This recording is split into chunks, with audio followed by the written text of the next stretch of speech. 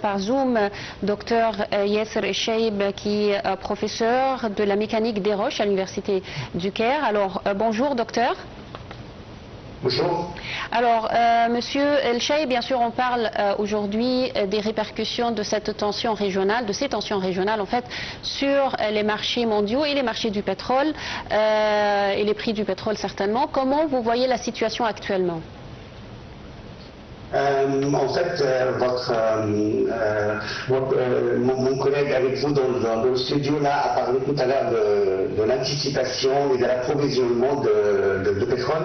Et je trouve que c'est le mot-clé en fait dans ce prix. Parce que les pays du monde, quand on parle de pétrole, quand on parle de l'énergie, c'est toujours de l'approvisionnement. C'est-à-dire qu'on n'achète pas le pétrole aujourd'hui pour l'utiliser demain, mais on achète le pétrole aujourd'hui pour l'utiliser dans 6 ou 7 mois.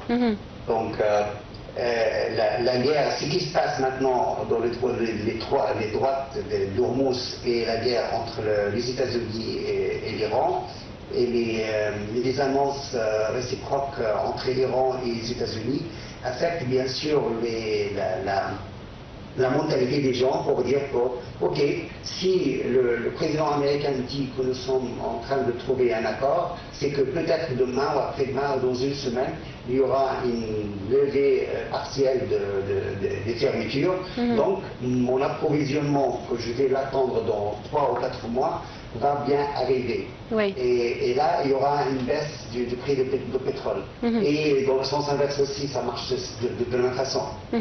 Alors, docteur El-Cheib, est-ce que si jamais on continue dans cette situation de négociation pour encore assez longtemps, c'est-à-dire si ces négociations continuent pour quelques semaines, voire des mois, est-ce que ça va changer encore une fois c'est-à-dire la situation en ce qui concerne les marchés pétroliers? Est-ce qu'à ce moment-là, on va revoir une montée des prix?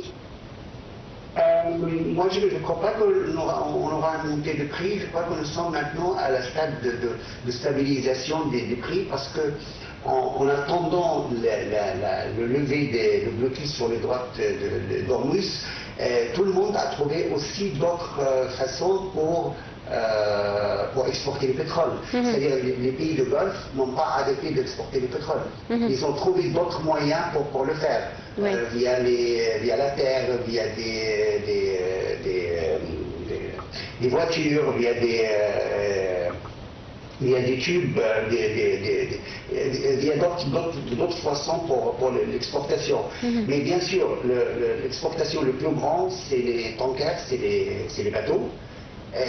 Mais je crois qu'aujourd'hui, le prix que nous avons autour de $90, c'est le prix qui traduit que nous ne pouvons pas faire exporter le pétrole avec les bateaux, mais il y a quand même un petit peu de pétrole qui est exporté via d'autres moyens. Alors, vous venez de parler d'autres alternatives qui ont été cherchées par les pays pour faire face à ce problème. Parmi ces alternatives, c'est la transformation vers les énergies renouvelables. Et on a vu des efforts interminables de la part du monde entier, dans tous les pays, pour vraiment une transformation verte. Alors, comment vous voyez aussi l'importance de ce dossier ?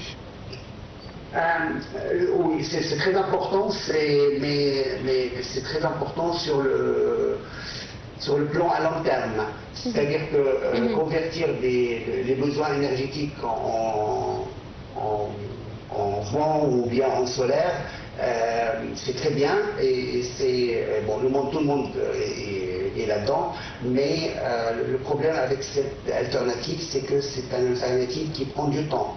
Pour construire une station solaire, par exemple, ça va prendre 1 année ou 2 ans. Alors, durant ces 2 ans ou durant cette année, qu'est-ce que je vais faire? J'ai besoin aussi de pétrole. Donc, à long terme, oui, elle a un effet, mais à court terme, elle a un effet très faible, en fait. Oui. Je vous remercie infiniment.